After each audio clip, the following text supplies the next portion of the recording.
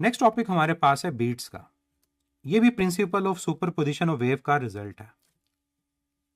Beats कब produce होती हैं, बीट्स हैं क्या, हमने इस टॉपिक में ये डिस्कस करना है। फिर कितनी बीट्स प्रोड्यूस होती हैं, नंबर ऑफ बीट्स पर सेकंड जिसको हम बीट फ्रीक्वेंसी का नाम देंगे। तो बीट्स क्या है? Beat is the alternate increase and decrease in the intensity of sound।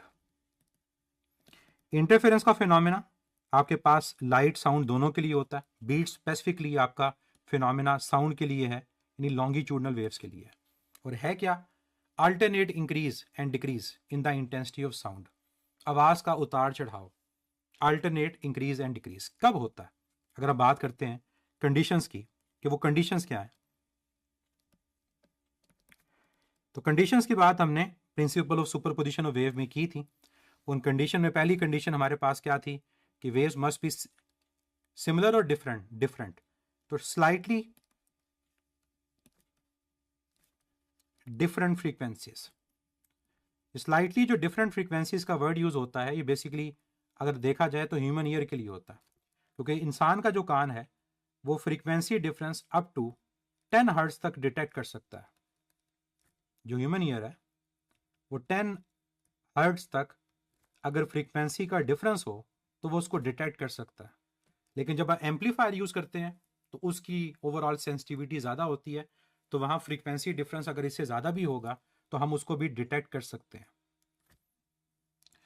दूसरा point, must be moving in the same direction. जो साउंड वेव्स आपस में सुपरपोज करेंगी बीट प्रोड्यूस करने के लिए, उनकी डायरेक्शन हमारे पास सेम होनी चाहिए। ये आपके पास बीट्स की कंडीशन है। तो आप कह सकते हो कि when two waves having slightly different frequencies moving in the same direction will superpose, there will be alternate increase and decrease in the sound waves, and this phenomena is called beats। rise and fall का word भी use कर सकते हो। जहां पर आप increase and decrease का word use कर रहे हो वहां पर आप राइज एंड फॉल का वर्ड भी यूज कर सकते हो, कि साउंड के लेवल के अंदर बढ़ाओ और बढ़ना किसी जगह, उसका कम होना। लेकिन ये रेगुलर होता है, ऐसा नहीं होता कि हमारे पास इरेगुलर होगा, ये रेगुलर होगा। अगर मैं इसके लिए एक ग्राफ या एक वेव को प्लॉट करूं तो कुछ इस किस्म की हम इसमें प्रोपगेशन को देखते हैं। अब यहाँ पर मैंने कुछ पॉइंट्स ड्रॉ किए, अब उन पॉइंट्स को मैं एक वेव के साथ मिलाऊंगा ताकि आपको आइडिया हो। यहाँ पर 0, इसका मतलब यहाँ पर टोटली एम्पलीट्यूड ख़त्म हो रहा है, और इन पॉइंट्स के ऊपर एम्पलीट्यूड क्या हो रहा है? इंक्रीज हो रहा है। लेकिन ये अल्टरनेट है कि आवाज़ की इंटेंसिटी बढ़ रही है, उसके बाद आवाज़ की इंटेंसिटी कम हो रही है, फिर आवाज़ की इंटेंसिटी बढ़ रही है,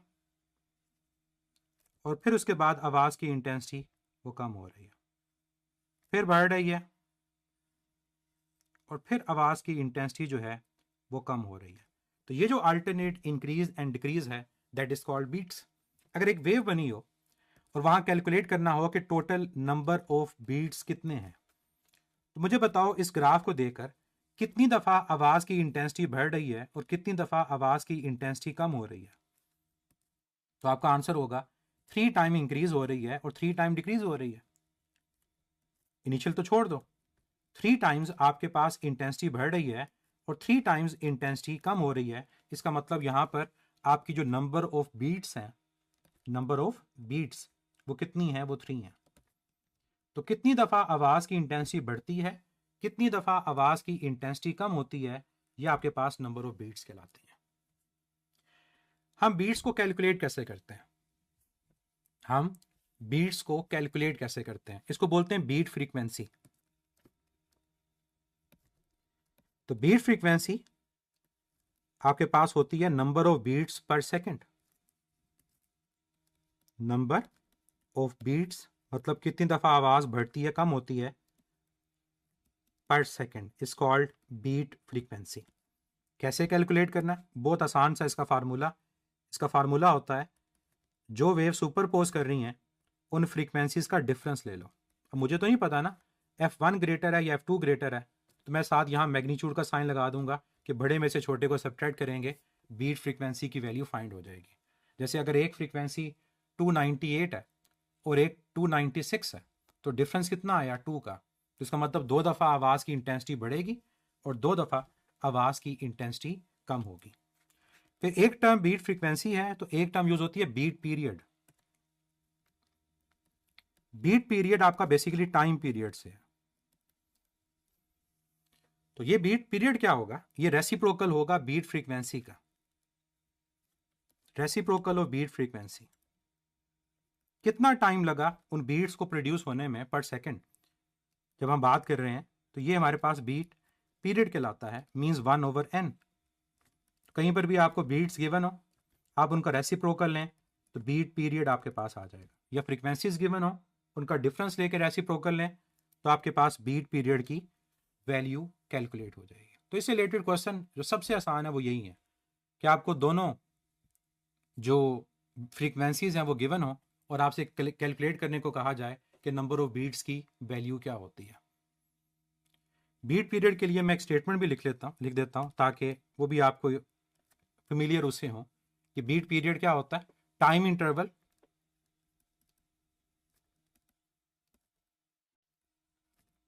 बिटवीन टू सक्सेसिव बीट्स, कि दो जो सक्सेसिव आपके पास कंसेक्टिव बीट्स हैं उनके दरमियान जो आपका टाइम इंटरवल होता है, कितना टाइम लगा एक बीट से लेकर दूसरे बीट तक, ये आपके पास बीट पीरियड कहलाता है। अब आ जाते हैं इसके यूजेस की तरफ कि बीट्स का ओवरऑल यूज क्या है, इसके एप्लीकेशंस क्या है। बीट्स को यूज किया जाता है अननोन फ्रीक्वेंसी को कैलकुलेट करने के लिए।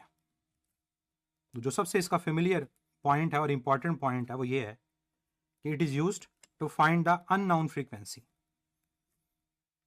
और वो कैसे होता है, आपके पास दो ट्यूनिंग फॉर्क हैं, उसमें से एक ट्यूनिंग फॉर्क की फ्रीक्वेंसी पता है, दूसरे की नहीं पता।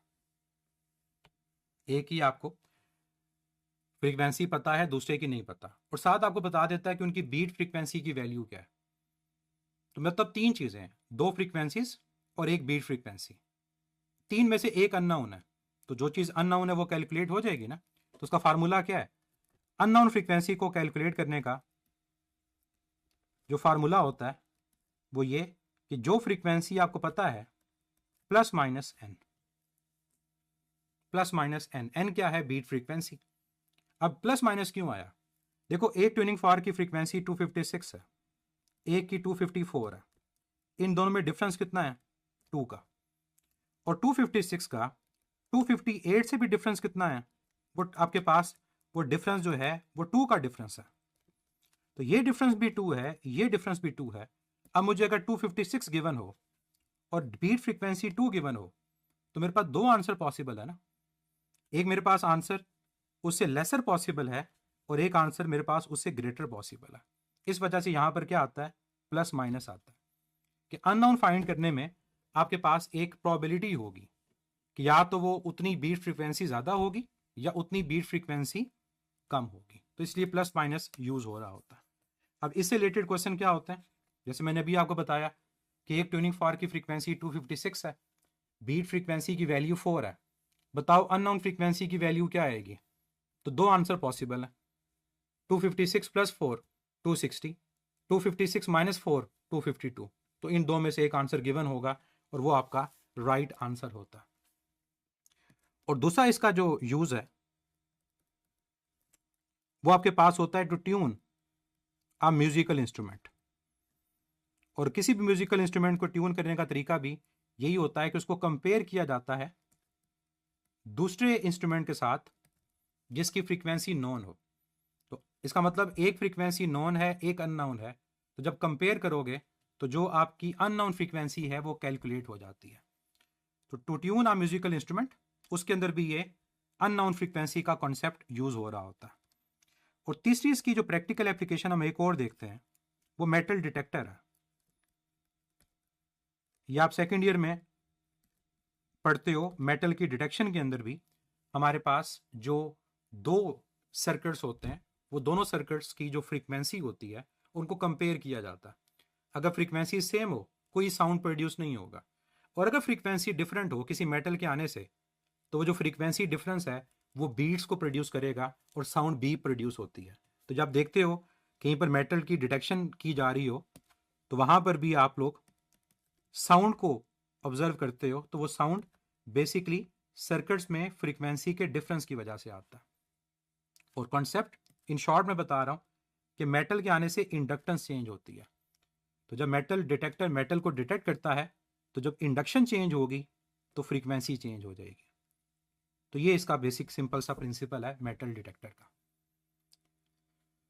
बाकी इससे रिलेटेड क्वेश्चंस डिफिकल्ट भी होते हैं, लोडिंग अनलोडिंग के। क्या आप किसी ट्यूनिंग फॉर्क के प्रॉन्ग के ऊपर लोड अप्लाई कर दो, वैक्स अप्लाई कर दो, उससे क्या होता है? तो लोड जब भी अप्लाई होता है ट्यूनिंग फॉर्क की फ्रीक्वेंसी कम ही होती है।